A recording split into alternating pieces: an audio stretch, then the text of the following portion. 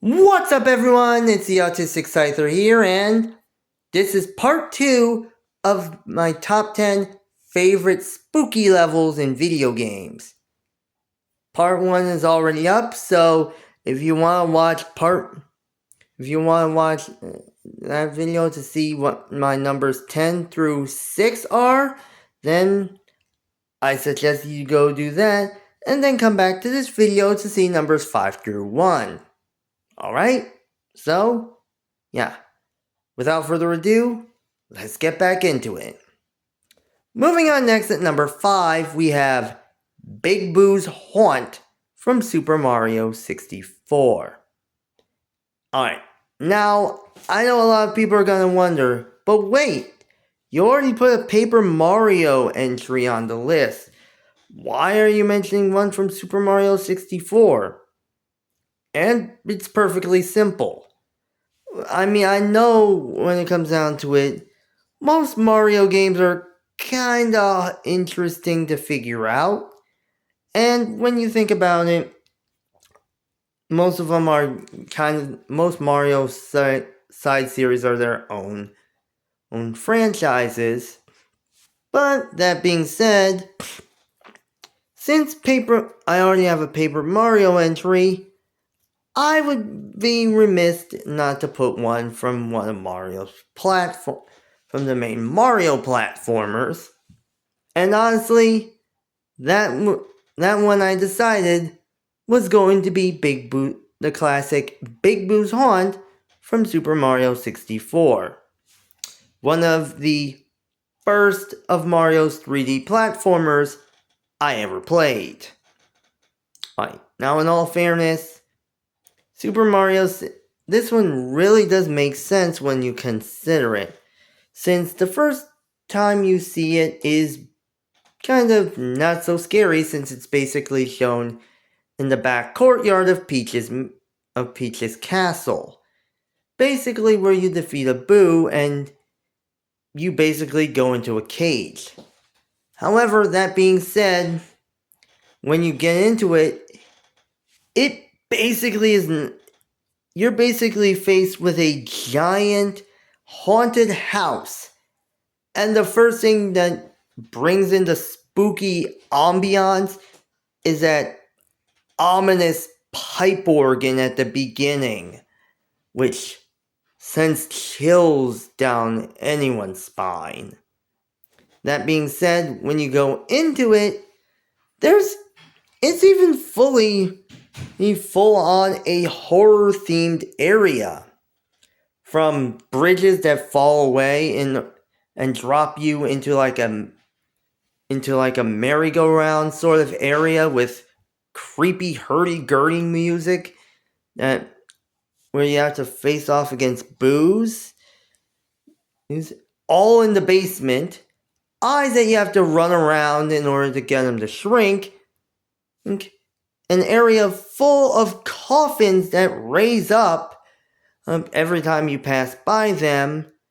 Books that come out of the walls and will attack you as if they're possessed. Flying chairs that will also fly at you when you least expect it. Boos all around the place, including a fight with the Big Boo on top of the roof of Boo's mansion. And let's not forget the Mad Piano, who basically looks like a standard normal piano, but when you get too close to it, it comes to life and starts snapping at you. And honestly, I know that, like myself, anyone who has seen this Mad Piano basically would end up peeing their pants in sheer terror. And as a result, and I know I have, and I played 2 versions of Super Mario 64. And yes, this even includes the DS version. 3 if you count the Switch version for Super Mario 3D All-Stars. So yeah. Moving on next at number 4, we have The Lich Yard from Shovel Knight. Alright. Now, I have never played Shovel Knight in my life. Like, not even once. But I have seen a Let's Play of Shovel Knight. I've seen a Let's Play of Shovel Knight from the Quarter Guy, and his Let's Play, and I was excited seeing that Let's Play so much that I wanted to find a way to get Shovel Knight so I could play for myself.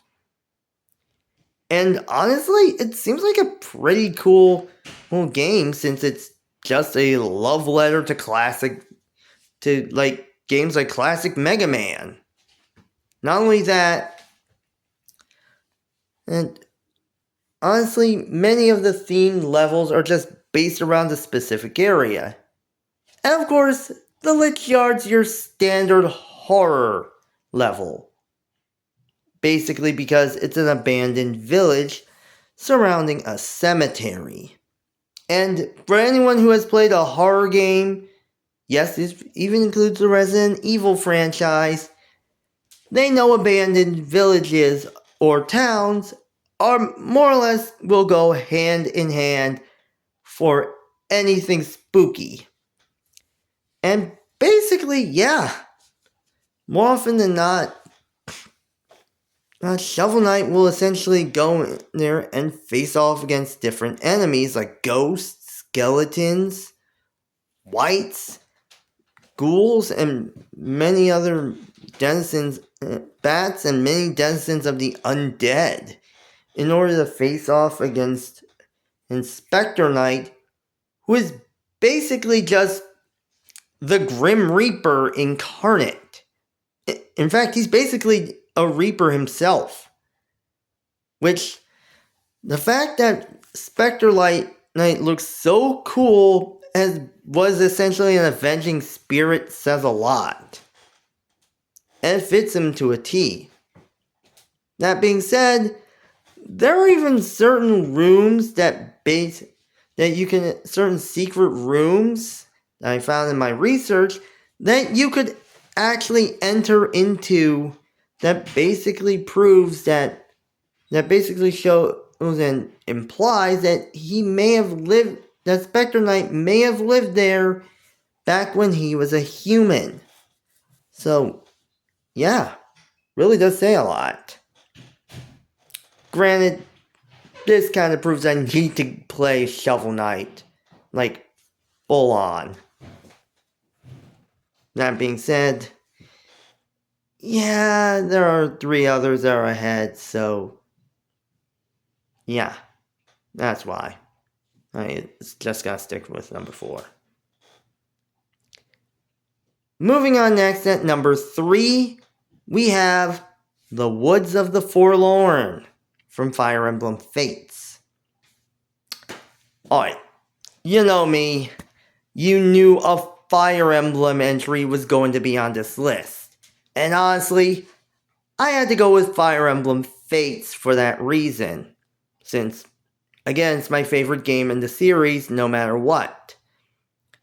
And that being said, yeah, this one's kind of interesting as the reason why Cackle Mound and the Lich Yard are on there are because they're your standard horror locations that everyone seems to go for. I mean, Cackle Mound's basically located in a swamp, and the Lich Yard is an abandoned town. But the Woods of the Forlorn are basically just of dark forest. In fact, when it comes down to it, many horror movies or anything involving horror will take place in the great outdoors. That being said, most of them do have a lot of moments that will seem a little sinister. And the Woods of the Forlorn are definitely that, as it's basically, as well, it is not just a woods, but it also has a swamp within it, where the waters of said swamp are so poisonous that basically anyone that steps within it feels their energy drained from their bodies. And this is from Fire Emblem Fates Birthright. Again, while it's not mentioned in Fire Emblem Fates Conquest, and this is one of the first ones after the route split, but in all fairness, yeah, honestly, something like this really does make sense. And plus, both ways you end up facing off against Faceless, which are basically the zombified hordes, where it's created by Nohrian mages, so yeah. Plus, in Fire Emblem Fates Birthright, you face off against Leo, and basically the video that the FMV that plays before you face off again when he shows up is just killing. Honestly, I could have found other scary Fire Emblem areas, but they're all a dime a dozen. Moving on next at number 2, we have the Bottom of the Well from Legend of Zelda Ocarina of Time. Yeah, when it comes to the Zelda franchise, there's only 2 games that basically have what could consider to be spooky levels. Those that could be considered. Ocarina of Time and Majora's Mask. And while Majora's Mask is kind of, well, all spooky, considering it's one of the darkest games in the franchise, I decided to go for Ocarina of Time.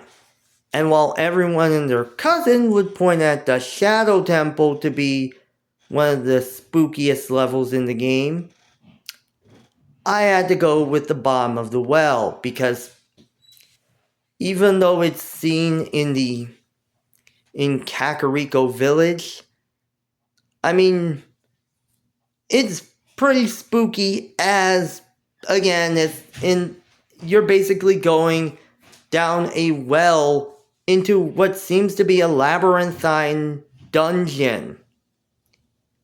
And basically, it's filled with many other things like fake walls, those flame-cloaked bubbles, redeads, and of course it's the first place where you come across the Dead Hand.